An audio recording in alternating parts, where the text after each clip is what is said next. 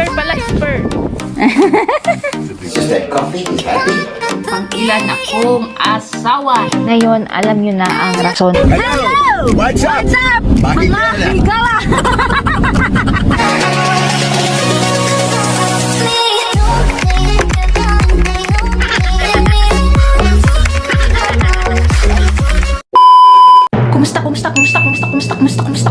Kumusta kayong lahat dyan, mga kahigala? Magpa-ID kami ngayon mga kahigala kasi nga tomorrow is magpa-renew ako ng passport. Just in case, magdala na lang ako ng ID passport. May I just say something? This channel, we supposed to go and get passport photographs taken. We drive all over Somerset with only to find out that our friend, which is a Pinay, can do it for us. Okay, so she's got a photograph shop. Papunta kami ngayon sa Spar. Nakain kami ng lunch. Spur pala, spur. Malapit kami sa beach.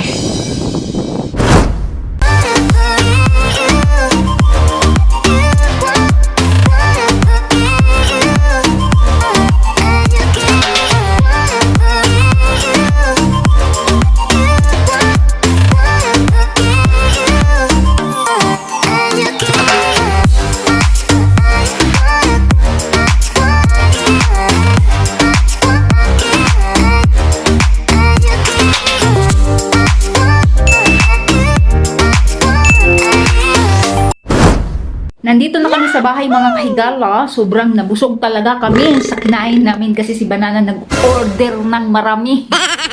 So may natira kami, dinala na lang namin para dinner namin mamaya.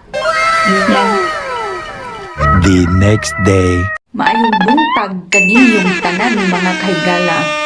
Sorry kapon mga kahigala, hindi na ko nagpaalam kasi yung tukar ng dysmenorrhea. You know na yung every month ba na dadalaw. So today is busy kami kasi yung sinabi ko sa inyo kahapon na pupunta kami ngayon sa city para mag-renew sa passport ko. Tapos si Banana is nag-cycling pa. Tapos mag-barbecue kami today. Alas 4 pa kasi sa hapon yung schedule namin mga kahigala. Tapos bago umalis si Banana, nagtimpla pa siya pang barbecue na mo. Tapos ang partner nito is sweet potato lang. Ito lang, medyo diet kami ngayon kasi walang bigas. Without joke lang. Masarap kasi pag barbecue tapos sweet potato. Kasi kahapon marami kami kinakain. So ngayon medyo diet muna, no? Ang sweet potato namin mga kahigala is i-microwave lang namin. Tapos ipra-fry ito ni Banana. Lagyan niya ng mga cheese, mga seasoning, mga ganon. Ganyan siya pag gawa ng sweet potato. Sa atin kasi doon sa probinsya, iboboiled lang enough na, no? Sa kanya, ipra-fry pa. Madami pang mga nilalagay. Daghang arte-arte. Nandito na si Banana mga kahigala, galing nag-cycling. Dinagdag na namin yung sweet potato pero malas kasi hindi maganda. Nadaot na siya mga kahigala. Oh my God. Long time ago in Bethlehem. I need to throw it away because I want to do the mushrooms now. Do you mind, Mom? I need space here, okay? Madapang mag-ismal ang sweet potato mga kahigala. Mga din ako ipalabog. Ako'y kaon kung di siya makaon. I believe I can fly. Sayang, ginuko, mahal naman sweet potato diri. Ito rin napili sa potato mga kahigala, pinapry ko na lang sa kanya kasi maano pa naman, makain pa. So nagawa siya ng mushroom. Yan lang. Tapos remaining yesterday mga kahigala, hindi ko siya nakain kagabi kasi natulog ako ng maaga. Kuya, nag-barbecue kay upo-upo lang. You think like a boss? Yeah. Yeah. Why must I stand when I can sit? Red ang agi, oh. The barbecue like you. Red. See? It's red. Yeah, because I've been... Thank you, mahal.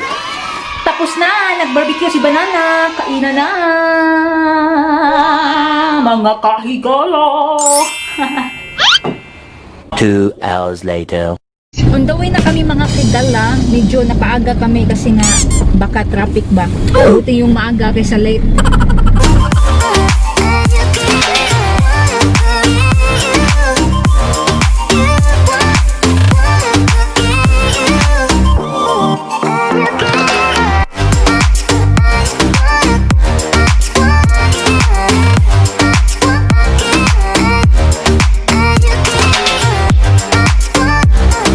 Nandito na ako sa loob mga kahigala.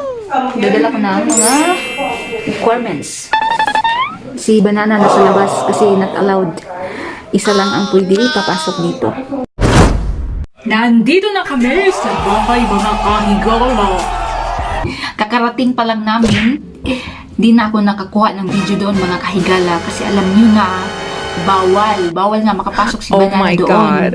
So, today is, ang topic natin is pangilan akong asawa ni Banana. Si Banana is naghiga-higa na.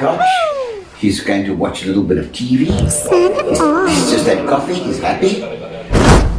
Nandito ako sa kwarto mga kahigala. Lumipat ako kasi nga si Banana is nandun nag-watch ng TV tapos magluluto din daw siya ng dinner.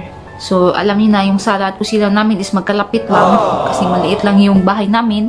So, kaya nandito ako sa kwarto. Dito tayo mag-chika-chika-chika. Tinanggal ko pala yung jacket ko mga kahigala kasi nga ang init na dito. Tapos pasensya na yung mga kakilikilihan ko dyan mga kahigala na medyo maitim, no? Di ko alam kung paano to puputi mga kahigala. Baka may alam kayo dyan na may shared. Shared naman kayo. Kung alam nilagay nyo na bakit puti yung kilikili nyo dyan. Nagkahiwalay pala sila sa una niyang asawa mga kahigala kasi nga nagka-problema. Malaking problema. Oh my God. Tapos may ugali din. Tapos hindi rin magkasundo ang pamilya ni Banana sa kanya. Tapos basta may malaking problema. Kaya sila nagkahiwalay. Dito mga kahigala, pag magkahiwalay kayo sa asawa mo, lahat ng kayamanan sa lalaki is mapunta sa asawa. So, lahat ng kayamanan ni Banana napunta sa asawa niya, bahay, sasakyan, lahat. That time is bumangon si Banana mga kahigala. Pagbangon niya hinahinay, nakita niya si Inchik Kuwakang, pangalawa niyang asawa. Nagsama sila, matagal din, ilang taon din sila nagkasama. Tapos walang swerte si Banana na naman. Nangita og lain ang Inchik Kuwakang mga kahigala, no? Nangita og di ko alam kung ano ang gipangita niya na si Banana mabait man, na nasa kanya na lahat. Di ko alam kung ano, ba't pa siya tumingin sa iba. Yun, tinangay lahat ng pera ni Banana. Oh my Tapos, ang God. natira ni Banana is bahay na lang at sasakyan, dalawa. Yun, bininta kasi sa asawa niya ang mga shop, mga ganun lahat. So, yun na nga, bahay lang at sasakyan ang natira ni Banana.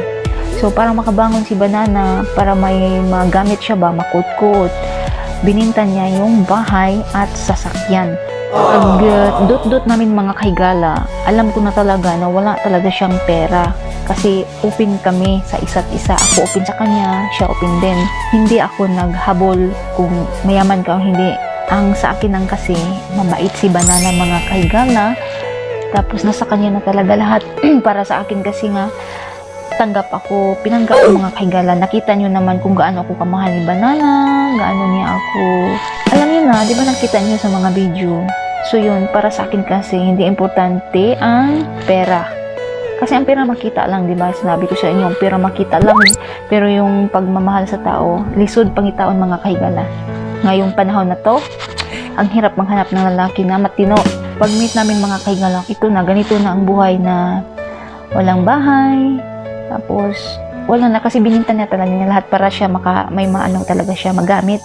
Kaya nga, plano namin, babangon kami hinay-hinay mga kahigala. Tapos yun na nga, dumating yung COVID. Kaya nga, samot may kalisod ngayon mga kahigala, no? Sana makaya namin ba ang mga dumating sa buhay namin, kahirapan, ka nga, di magbigay si Lord ng mga problema kung hindi mo kayang i-solve, di ba? So it means, kaya namin tong isolve lahat ng mga trials na dumating sa amin. Ngayon, alam nyo na ang rason mga kahigala kung bakit ganito ang buhay namin ngayon. i-pray nyo kami always mga kahigala na sana ma-okay na ang lahat, no? Na maka-ahon na kami ba para makauwi na kami sa Pinas kasi gusto ko na makasama ang anak ko. Tapos si Banana din is gusto din doon naman mag-stay sa Pinas kasi nagustuhan niya daw mga tao doon. So yun lang mga kahigala, di ko na pahabain pa kasi wala tayo ng viewers. Di ko alam kung saan na yung mga viewers mga kahigala, no? Natatakot na siguro sa amin. So yun lang mga kahigala for today. Bye-bye. God bless. Visit. Mwah, mwah, mwah. Chup, chup, chup. Bye-bye.